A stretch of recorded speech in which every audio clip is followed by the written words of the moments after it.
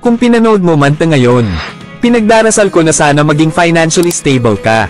Na sana hindi muna kailangan pang mangutang. Na sana hindi muna kailangang lumayo sa pamilya para maghanap ng pera. Na sana malalagpasan mo ang lahat ng pagsubok sa buhay. Na sana palagi kang healthy araw-araw, na sana'y matutupad mo ang lahat ng pangarap mo.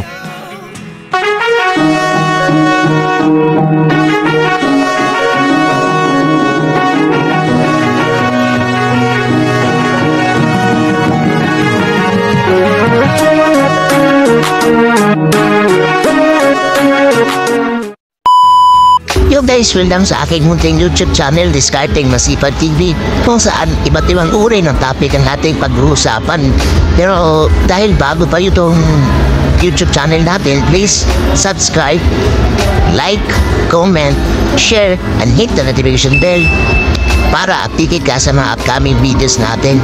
And then guys, huwag nyo lapansinin yung ating pagtatagalog kasi Bisaya matanda ko, so nayusahay ko na malisog ito Tagalog.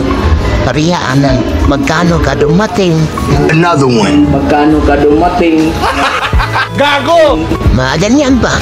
Gunggong! Barinig kita sa mukha eh!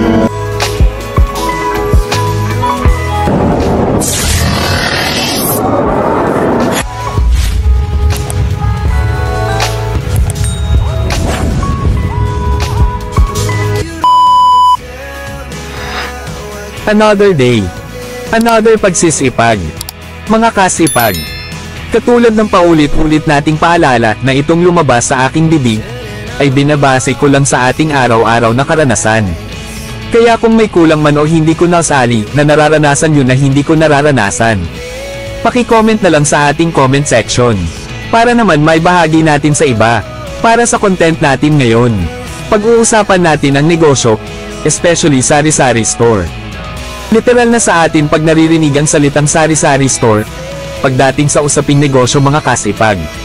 Marami sa atin last option na lang sa buhay ang pagnenegosyo, lalo na sa kultura natin na bihira lang pag-usapan ang negosyo. Mas pinag-uusapan pa yung pag-abroad, kasi yan yung tingin ng karamihan sa mga magulang natin. Which is ang pagnenegosyo lalo na sa sari-sari na tindahan ay nakakatulong na magkakaroon ng income ang ating pamilya. Nakakatulong ito na magiging assets o direktang supply sa ating pamilya sa araw-araw na pangangailangan. Now pagdating sa negosyo lalo na ang sari-sari store is nagiging option na lang. From the word option. Tulad ng pagmamahal niya sa'yo. Tulad ng pag-aalaga at pag-aalala niya sa'yo ay nagiging option ka na lang. Marami sa atin mga kasipag na basic lang daw ang sari-sari store. Yung iba nga, pinagtatawanan pa kung magsari-sari store ka. Pero sa bandang huli, lalapit din sa'yo, take note, hindi pa yan bibili. Kundi utang mo na, babayaran ka lang kapag nag-aaway na kayo. Ang hindi nila alam mga kasipag na napakahirap at napaka-hustle ang pagsari-sari store. Paano masabi? Gago! Ganito yan, nasabi ko lang kasi ito yung totoo. At isa pa kung madali lang ang pagsari-sari store. Bakit may mga sari-sari na nalology at yung iba napipilitang magsara? Hindi kinaya. Hindi na-manage ng maayos. Kaya nagsara. Ngayon mga kasipag kung isa ka sa may sari-sari store o may sari-sari store ka dati, baka kadalasan ito ang iyong ginagawa sa iyong sari-sari store. Kaya ka nalulugi at napilitang magsara. Number 1. Capital. Isa ang capital na tumutugon sa isang sari-sari store. Kasi pag bara-bara lang ang capital mo, bara-bara lang din ang sari-sari store mo. Isa pa paglaway lang ang puhunan mo, laway lang din ang aabutin mo. Mga kasipag mas mainam na mayroon kang capital bago ka magnegosyo dahil hindi madali ang magsimula. Sa paggawa pa lang ng physical store mo, ay kailangan mo na talaga ng pera. Number 2. Inventory. Mga kasipag alam nyo ang inventory ay napakahalaga. Sa kahit anong negosyo ka man, dapat mayroon kang inventory sa bawat stocks mo, mapamaliit man o malaki. Ang stocks mo kailangan talaga ang inventory, alamin mo kung ano ang mga patok na produktong in demand sa kapitbahay mo o sa kung saan man naruroon. Ang tindahan mo, take note lang na, hindi yung in demand na uutangin ng kapitbahay mo. Number 3. Cash flow. Literal na ginagawa ng ilang sari-sari store owner. Sa mga nagtatanong ano ang cash flow, Ang karamihan kasi sa atin is pinaghahalo natin ang gastusin sa bahay at ang gastusin sa tindahan. Dapat kasi ihiwalay ang gastusin sa bahay at ang gastusin sa tindahan. Hindi naman sa hindi pwedeng hindi mo sila magagalaw. Kasi may panahon talaga na hindi mo namamalayan na naghahalo na pala ang cash ng tindahan sa cash ng bahay, katulad ng ginawa niya sa'yo. Hindi mo namamalayan may mahal na pala siyang iba. Kaya kung sa simula pa lang ay ginagawa mo na ang maling practice na ito, tiyak na mahihirapan kang mag-manage sa income ng tindahan mo at sa income mo personally. Ngayon, para maiwasan mo ang ganitong pangyayari, ang dapat mo lang gawin, kukuha ka lang sa gastusin sa bahay kung kinakapos ka sa gastusin sa tindahan. At ganun din sa gastusin sa bahay. Kukuha ka lang sa gastusin sa tindahan kapag kinakapos ka sa gastusin sa bahay. At kung maaari at kung maiiwasan, pilitin mong gamitin ang pera sa negosyo ay sa negosyo lang nakafocus.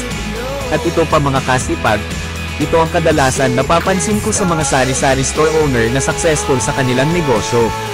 Parang hindi ka mahihirapang i-manage ang iyong negosyo, swelduhan mo ang iyong sarili. Para yung sinasahod mo is doon ka na pwedeng kumuha para sa gastusin sa bahay. Number 4. Persistence. Kapag nagsimula ka ng magnegosyo, huwag mong iisipin ang lahat ng paghihirap na ginawa mo. Lahat ng pagpapagod na ginagawa mo, para lang maipundar ang negosyo mo, lahat ng sakripisyo na pinagdadaanan mo ay huwag mong iisipin. Baka kasi ilang buwan lang iniisip mo na yung pagod at iba pang sakripisyo mo nung nagsisimula ka pa, yun pa ang maging dahilan kaya ka mawawalan ng gana sa buhay, mawawalan ka ng gana pang magpatuloy sa pagnenegosyo. Tandaan po natin na, sa kahit anong hakbang na ating gagawin, sa lahat ng gusto nating abutin, normal lang talaga na mapagod tayo. Katulad ng paghahabol mo sa kanya, kahit nakakapagod, go ka pere ng go. Number 5. Passion. Mga kasipag, kahit sari-sari store lang yan, kung wala kang passion sa pagsari-sari store ay huwag ka na lang magnegosyo. Kasi paano na lang kung may kakompetensya ka? At impossibly na wala kang kompetensya. Kasi sa larangan ng negosyo, kung mapapansin mo, kung anong klaseng negosyo ang itatayo mo, mapasari-sari store man yan o kainan, asahan mo talaga na gagayahin din yan ng kapitbahay mo. Kaya paano na lang kung ang kakompetensya mo ay may passion sa ginagawa niya? Yun bang kahit sobrang umaga pa yan ay maagang gumising para mag-serve issue sa negosyo niya, tapos ikaw tanghali na kung gumising, doon palang lugi ka na. Number 6. Customer service. Sa araw-araw na gawain natin, lalo na sa ating negosyo, napakahalaga ang customer service dahil kung wala kang customer service kahit gaano pa kaganda at kaaliwalas at kalinis ang sari-sari store mo, asahan mo magdadalawang isip na babalik pa ang customer mo sa tindahan mo. Lalo na sa umagang-umaga at nakasemamot ka na, at kahit alam mo na may customer ka, pero wala kang pakialam, naku, iwasan mo yan. Nagbibigay malas lang yan sa tindahan mo. Number 7. Utang. Mga kasipag, dapat matuto kang magno, lalo na pag may nangungutang sa tindahan mo. Sabihin man natin na maganda ang utang, pero kailangan talaga natin is cash kasi negosyo yan. Paano palalago ang tindahan mo kung lagi kang nagpapautang? Number 8. Pwesto. Mahalaga din ang pwesto sa pagsari-sari store dahil kung hindi mo titignan at pag-aralan ang pwesto, kung saan ka magtatayo ng negosyo, magiging bare-bare lang ang negosyo mo, kung saan-saan ka lang magnenegosyo.